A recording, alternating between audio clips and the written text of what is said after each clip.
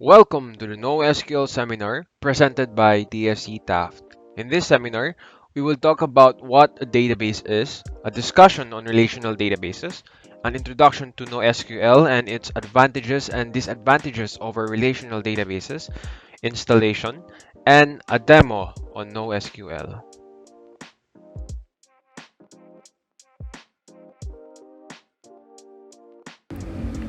A database is an organized collection of structured information, or data, typically stored electronically in a computer system. A database is usually controlled by a database management system, or DBMS. Together, the data in the DBMS along with the applications that are associated with them are referred to as a database system, often shortened to just database. Data within the most common types of databases in operation today is typically modeled in rows and columns in a series of tables to make processing and data querying efficient. The data can be easily accessed, managed, modified, updated, controlled, and organized. Most databases use structured query language or SQL for writing and querying data. There are numerous types of databases available in the market. For example, there are document databases, object-oriented databases, and cloud databases, just to name a few. But in particular, this module will be focused on one specific subset of databases, and a popular one at that, the relational databases.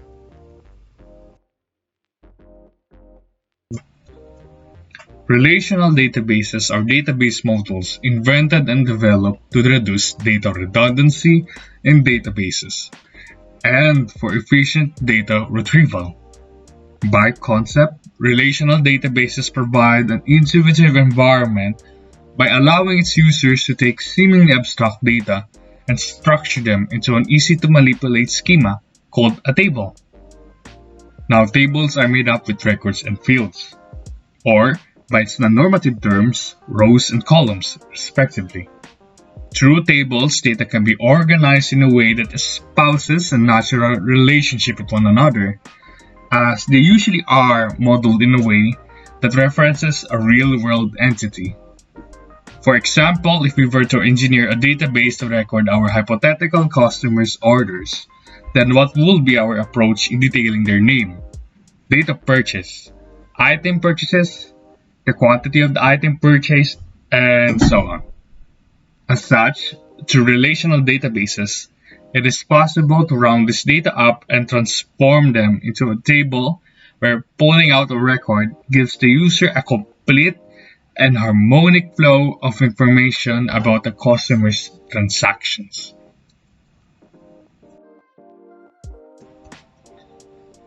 Furthermore, it is required for a user to learn structured query language, or SQL for short, in order to navigate through a relational database management system, which is a system or application that manages a relational database. In Swift, SQL are commands that are executed by the RDBMS to manipulate and access the database. Some SQL commands allow the user to create a table, insert a new record into a table, update the records, delete records, access and read records, and so on. In addition, do take note that SQL is a declarative language. This means that SQL commands should describe what the item should look like when it is returned, rather than how it should be returned.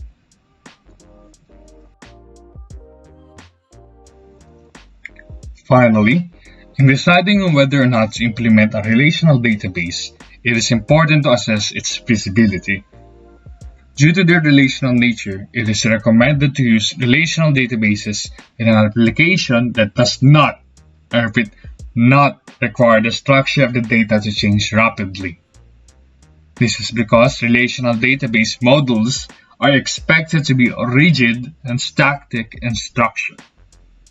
To add, relational databases scale vertically rather than horizontally.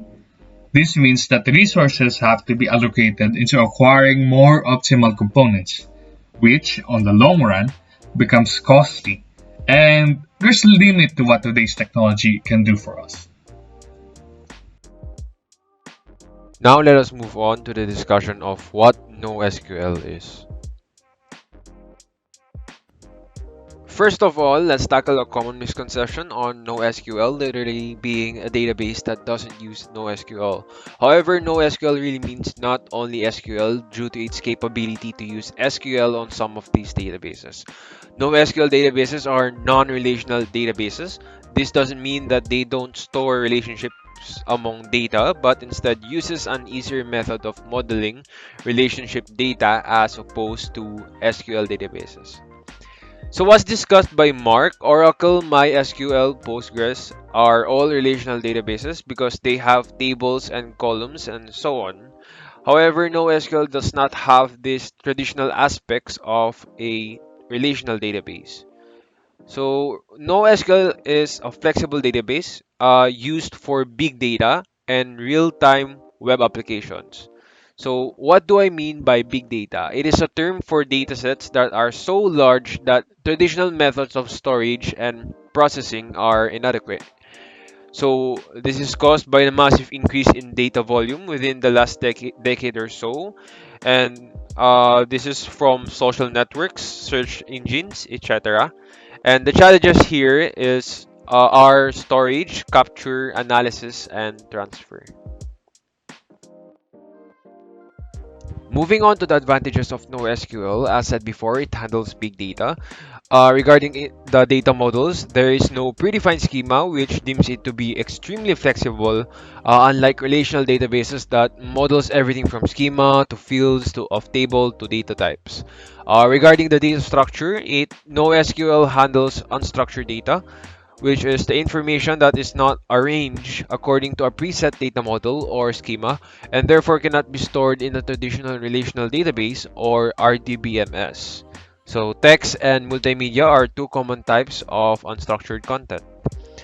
So second to the last is that NoSQL is cheaper to manage because there is less of a need for multiple system admins and not much resources are needed to manage the database.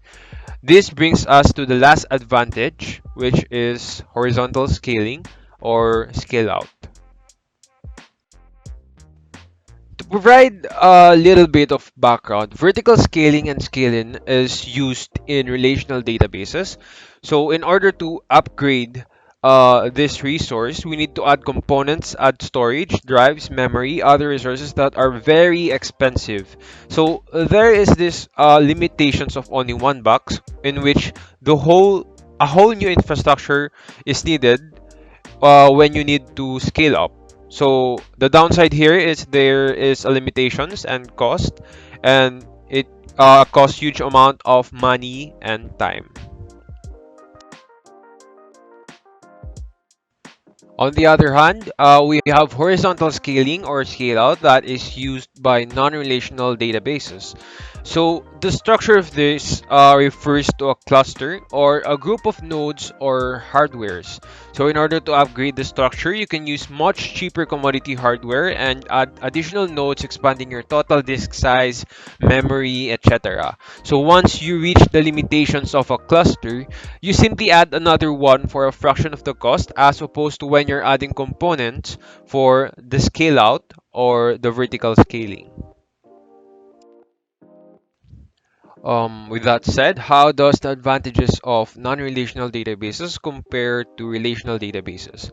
For the advantage of relational databases, obviously it is better for relational data since you have a schema where you always know what columns exist for a certain row, you know exactly how two tables are related.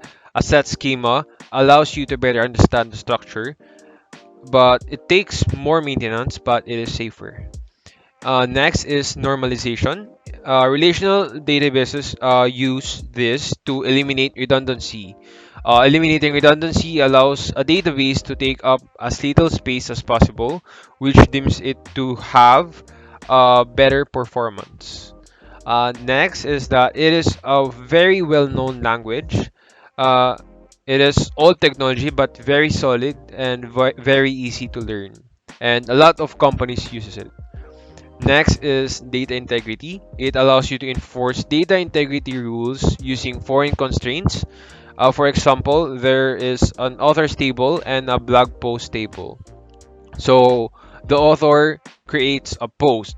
and we want to create a constraint that an author wouldn't be deleted if it had written a post. So this would make the database secure, since we would know that all posts will have an author due to the created constraint. So no constraints in the data level is available in NoSQL. So lastly is the ACID compliance. It is the atomicity, consistency, isolation, and durability. So basically, it is an all or nothing rule. So for transactions in banks, there are a series of actions, multiple queries. For example, you take money on one account, put it on another, and a lot of math and tallying. Relational databases uses the ACID compliance to do all of the actions efficiently, or none of them to avoid crucial mistakes, especially in transactions like this. So don't get me wrong, no SQL can do this, but it is not as built into the core system as it is with relational databases. Lastly, we have the multiple types of NoSQL databases. So first is the wide column stores. It is optimized for reading and writing data in columns instead of rows. It is great for analytics and reduces the overall disk I/O requirements and the amount of data that is needed to be loaded for the disk. One example is this is the Apache Cassandra. So next is the key value stores. It is the simplest type of NoSQL database. There is key in a value that is optimal for huge data sets with very simple data. So it is extremely fast but not very intricate and customizable. It is similar to associative array or hash map. So two examples are Redis and Couchbase Server. Next is the cache systems. It is used for temporary values and can be used as a database or write data to the disk or store data in cache. So two examples of this are Redis and Memcache. Next is the graph database. They are not common, and everything is looked as a node and could have relationships with each other through an edge. It is used for huge data sets like social networks where everything is related. So one example is the Neo4j. Last but not the least is the document databases. It is store data similar to JSON or JavaScript object notation.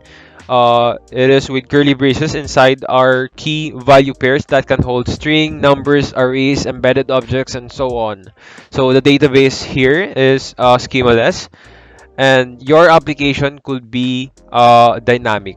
So one example of this is one profile could have an address and one may not, and many more. So in relational databases, they define everything from table to fields and so on, which is not the case with dynamic data.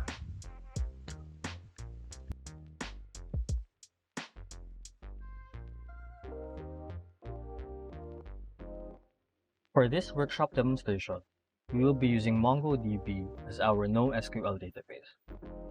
To install MongoDB, open your browser and go to mongodb.com.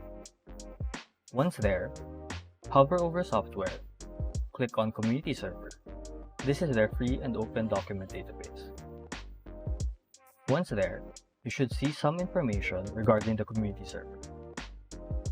Make sure that the version selected is the current version, which at the time of this recording is version 4.4.5. Make sure that your platform is correct and click on Download.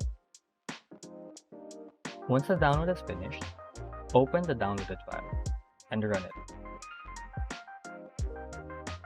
If you are on Windows, you should be greeted with this setup wizard. Click Next. Click on I accept the terms in the license agreement. Click Next. Click on Complete Installation.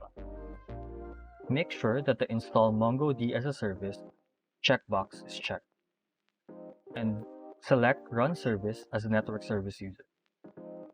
Service name, data directory, and log directory can be edited as you please, but for this demonstration, we will be keeping them as their defaults. Click on Next.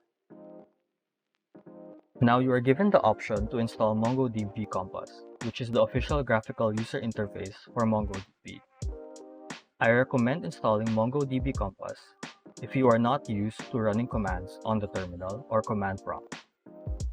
I've already installed MongoDB Compass on my system, so I will uncheck this box.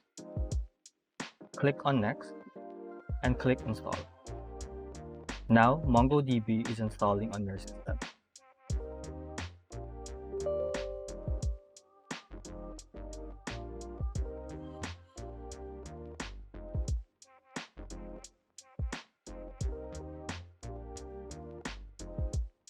Once the installation is finished, click on Finish.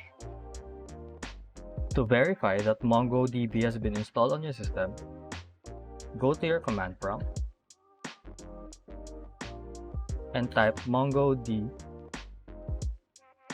space -- version. And you should see the following details.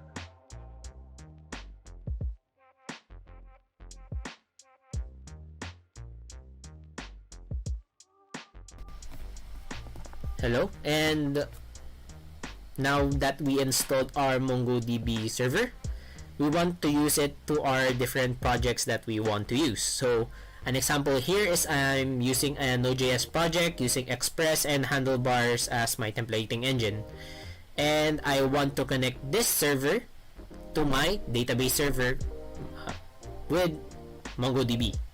So this simple server just has a login and a register functionality, as you could see here, and it uses as I said, uses handlebars. I won't explain a lot of the Node.js functionalities, but we're just here to focus on how to connect this to our MongoDB server. So to connect our MongoDB to our web server is you could use two types of modules. The first one I'll teach is called MongoDB. So as you can see here, this is the MongoDB module. So this module is created by the MongoDB proprietary itself. So this is here.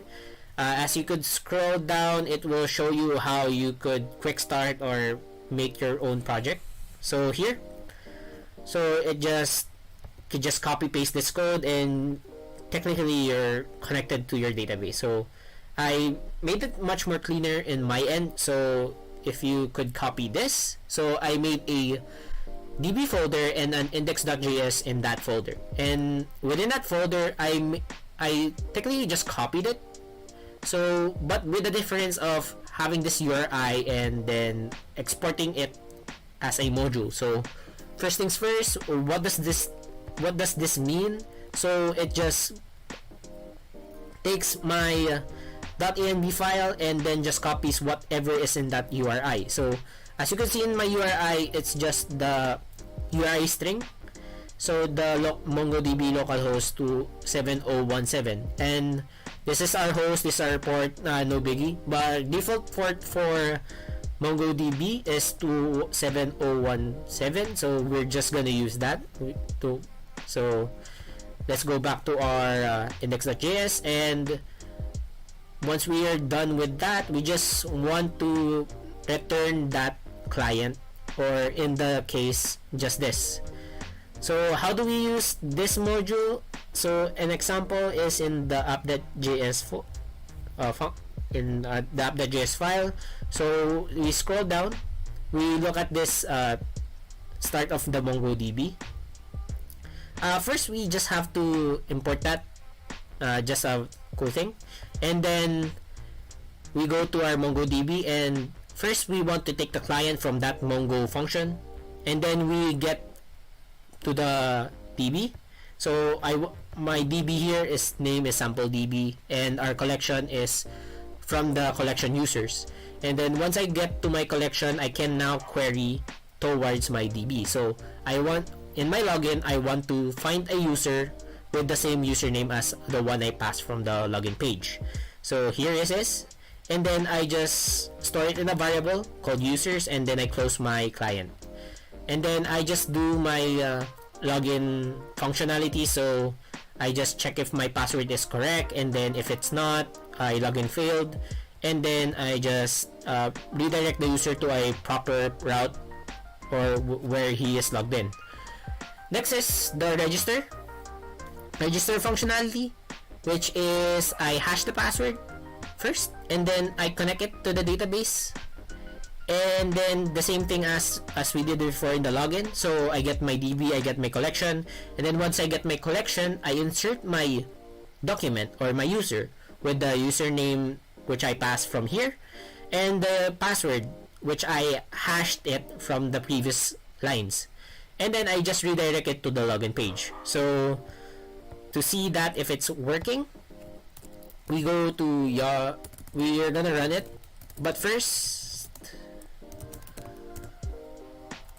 yarn dev, there we go. First we check if there's a user in our database. So as you can see, there's none queried. So if I try to log in my page, it shouldn't work. It will redirect us to the login page. So here, so let's try registering that username and password. There we go, and it registered my username and password, and you could see it right here.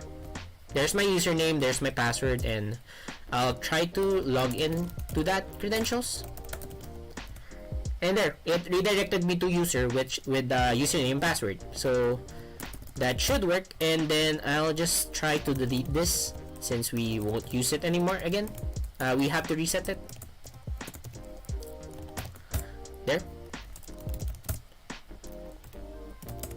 So next is we can use another module called Mongoose.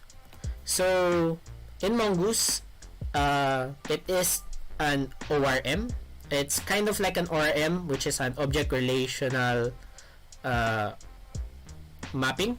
So it kinda uses like a schema like, but it's not in the database itself, but it uses the web application of Node. So it's a web application schema. So to use that, you could just go to here, and here it's Mongoose, and then you could install it with the npm I mongoose. And yeah, the thing that you want to look here is how to connect Mongoose. Here you could copy paste this, and then how can you use the schema function, which is there. So the schema here uses a name and a type of string, and it defaults to hahaha. So age, type number. So it's like kinda like your SQL functionalities, but in the web application of your project. So to better use this, I made a sample in the repo I'm making. So here I made a models folder, and that models folder has all the models or schemas we want to use. So here I created a sample user. So that user has a username and a password, and that's it, mostly it. And then I want to limit the max length of having 30 for the username, and for the password, since I'm using bcrypt, it's just a fixed length of 60. And to use that, we just have to import Mongoose and then the schema here from the Mongoose, and then I have to register it in the Mongoose module. So here's how to register it. So I call model, and then is any string, but I want to practice like the same. Once what variable I declared here, I just use it. So I use the string user, and then the model or the schema user. And to use that in the whole application itself, I just have to require it. So first, I'll just comment Mongo and uncomment Mongoose, and then as you could see before, I just connected my Mongoose to the database, so our database server. So this is the connection code. Next is I have to uncomment my model so that I could use the model. And then I'll just uncomment this MongoDB code and uncomment this Mongoose. So the difference here is you could see that this is just 1, 2, 3, 4, 5 lines of code, which can be turned into one line of code. So this whole thing just says that I want to make a user, I want to find the user that has the username that I passed in the username field. And that's just it. You have that user now, and then you do the same thing as we did as the in the MongoDB module. Next is the register. Just uncomment this, and there we go. It should work the same. So the difference here is that it has a user.save, which this tells the web application to save it to the database server, because this only just creates the object within the application itself. So we have to save it. So that's it. That's mostly it. And then it should redirect you to the login page as same before. So I'll just query to check if there's a user. There, it doesn't show anything again. So I'll just run the server again, just to do it again, because we have to uncomment this and have to pass a DB or the DB itself, because I think this shouldn't work, but I haven't tried. But yeah, you have to have the DB name because it could default to the test, I think. But yeah, so I'll save this and then just run the server itself. There, it should be running, and then I'll try logging in with the username password. Should not work.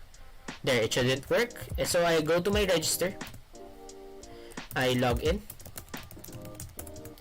There, I logged in with username password, and you could see here, there, username password got inserted.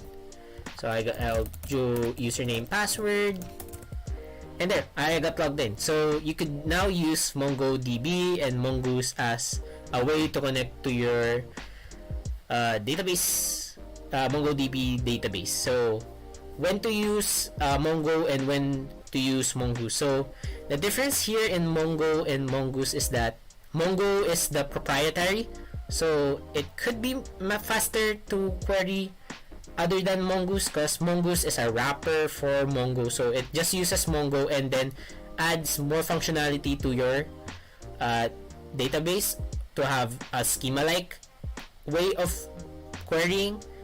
But Mongoose is kind of fast if you use it for a development-wise strategy, because if you're using a model or you're just using entities, so you just have to query from one table at a time. So Mongoose is quite of good compared to Mongo, since Mongo, yeah, you have to create it by yourself, and it might take a lot of time to develop or to type the lines of code you have to type compared to Mongoose.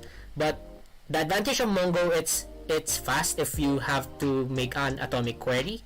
Atomic query if you want to query from different relational database or two entities. Let's say you have a user and a comment. Mongoose, you have to query from them separately. I don't know if you could query from them, if you could query from at the same time, but Mongo provides that strategy for you. So you can query from the user and the comment at the same time. So keep that in mind, because that's kind of fast. So it's either a trade-off of being fast, of having a faster query, or just a faster development time. So that's the trade-off between the two. You could still use both of them at the same time. So you could still use Mongo and Mongoose at the same from your same project. It doesn't really conflict with one another, but yeah, you could still use them both in the same project. So that's most of it. So I hope you understand how to connect the MongoDB to your Node.js project. So I think that's it. Thank you and have a good day. Thank you for watching our NoSQL seminar. We hope that you've learned something new. Stay safe and God bless.